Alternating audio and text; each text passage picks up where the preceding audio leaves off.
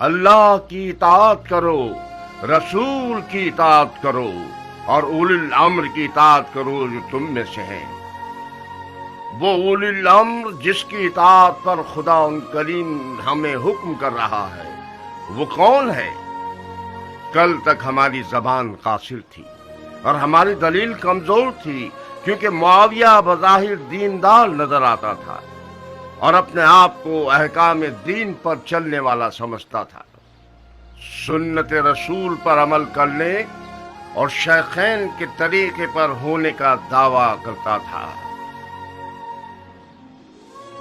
اور اپنی سیاست اور چالاکی اور زبردستی سے شیعوں پر اتنا دباؤ ڈالا کہ احمق شیعوں کو اپنا ہم عقیدہ بنا لیا، اور آخر کار وہ وقت آ گیا کہ علماء شیعہ کو خانہ نشینی اختیار کرنے پر مجبور کر دیا۔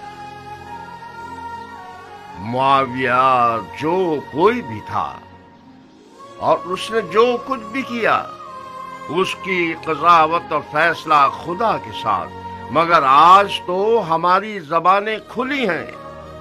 ہمارا اولی الامر یزید ہے، وہ یزید جس کو کوئی پرواہ نہیں کہ وہ حرام پیے اور جوا کھیلے، وہ یزید جسے پرواہ نہیں ہے کہ اس کی نماز اور روزہ قضا ہو جائے، وہ یزید جس کا مونس و غمخوار ایک بندر ہے جس کا نام ہے ابو القیس۔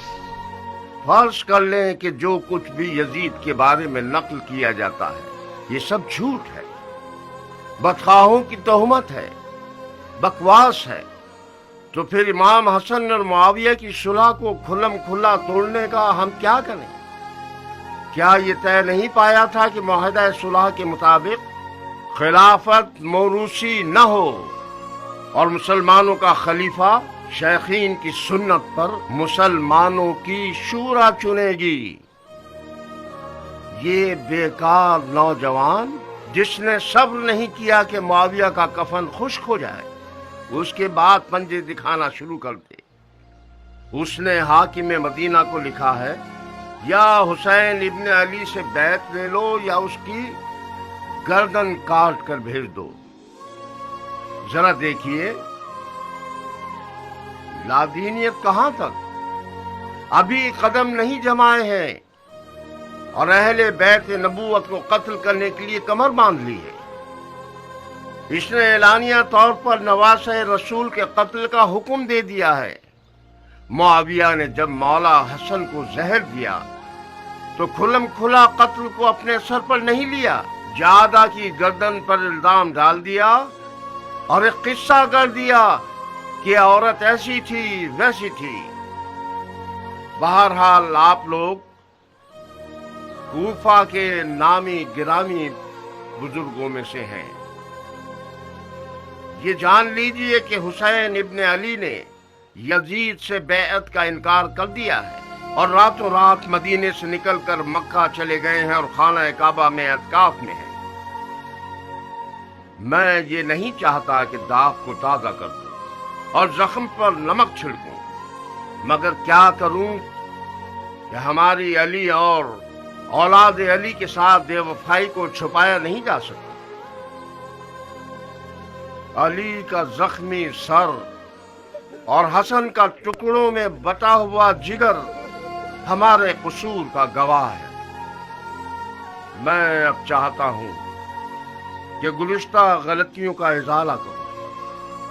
میں سلیمان ابن سرد خزائی یہ چاہتا ہوں کہ حسین ابن علی کو خط لکھ کر کوفے کی طرف بلاؤں اور ان کی بیعت کروں۔ اگر آپ میری رائے سے متفق ہیں اور میرے ہم عقیدہ ہیں تو اس خط کے نیچے اپنی اپنی مہر لگا دیں۔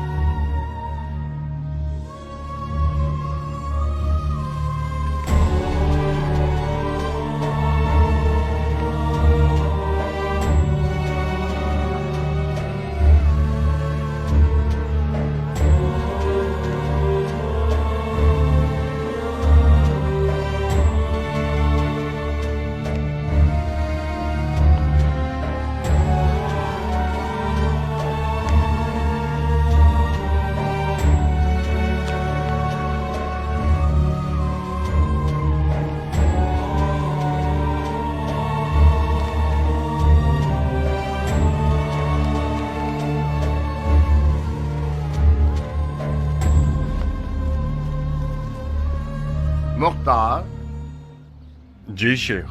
خط پر مہر نہیں لگاؤ گے؟ مجھے پتا نہیں تھا کہ کس لیے بلایا گیا ہوں. میں اپنی مہر اپنے ساتھ نہیں لایا. جب سب مہر لگا لیں تو خط کو میرے گھر بھجوا دیجیے گا. اطاعت کی جائے گی. تم اس فعل سے موافق ہو؟